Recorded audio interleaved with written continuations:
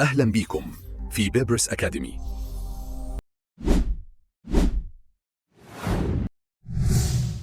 ليه المؤشرات هي بوصلتك؟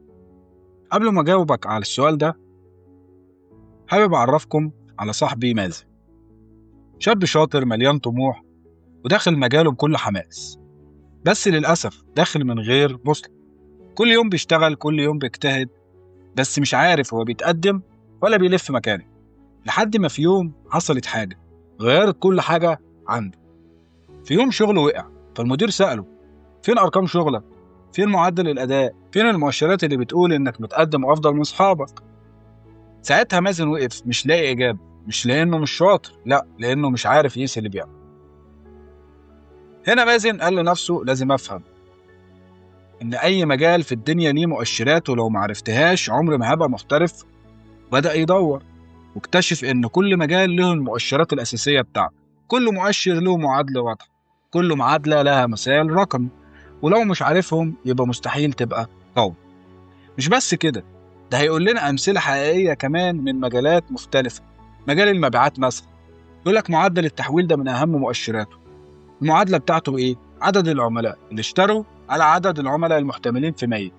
يعني أنا عندي 100 عميل دخلوا المحل، 20 منهم اشتروا، يبقى أنا عندي نسبة 20%. بدل ما تقول إحنا بعنا ل 20 عميل وتسكت، لا، توضح إن نسبة تقفيل البيع ضعيف، ومن هنا بيبدأ التحسين. برضه في مجال المبيعات نسبة نمو المبيعات، وهنا المعادلة بتاعته إن مبيعات الشهر الحالي ناقص مبيعات الشهر الماضي على مبيعات الشهر الماضي في 100. مثلا عندنا الشهر ده ب 200,000 والشهر اللي فات ب 180,000، يبقى ال 200 ناقص ال 180 هيدينا 11 وشوية نمو. وهنا بدل ما تقول إحنا بعنا بكام وتسكت، هتوضح معلومة مهمة: أنت ماشي صح وهتحقق التارجت في الآخر ولا لأ.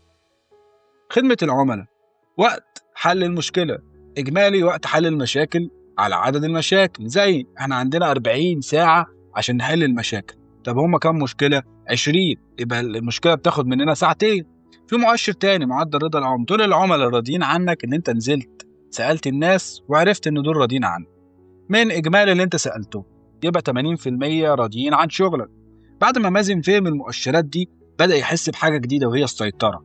أول مرة يحس إنه فاهم بيعمل إيه، ما بقاش بيشتغل بالحب، بقى بيشتغل بالأرقام. ولما المدير سأله: فين مؤشرات أدائك؟ هنا رد عليه بثقة وقال له: اتفضل، ودي خطتي للتحسين كمان. من اليوم ده مازن بقى اسمه تقيل، مش لأنه أشطر واحد، لأنه أكتر واحد فاهم هو فين ورايح على فين. لو عايز تبقى محترف، مش كفاية تعرف شغلك، لازم تعرف تقيسه وتحلله وتحسنه. في مقولة للكاتب الاقتصادي بيتر دراكر: ما لا يمكن قياسه لا يمكن إدارته، وبالتالي لا يمكن تحسينه. صحيح، أنا نسيت أجاوبك على السؤال: ليه المؤشرات هي بوصلتك؟ بس صاحبي دلوقتي ما بقاش محتاج يسأل، لأنه أول ما عرف مؤشرات مجاله البوصلة ظهرت.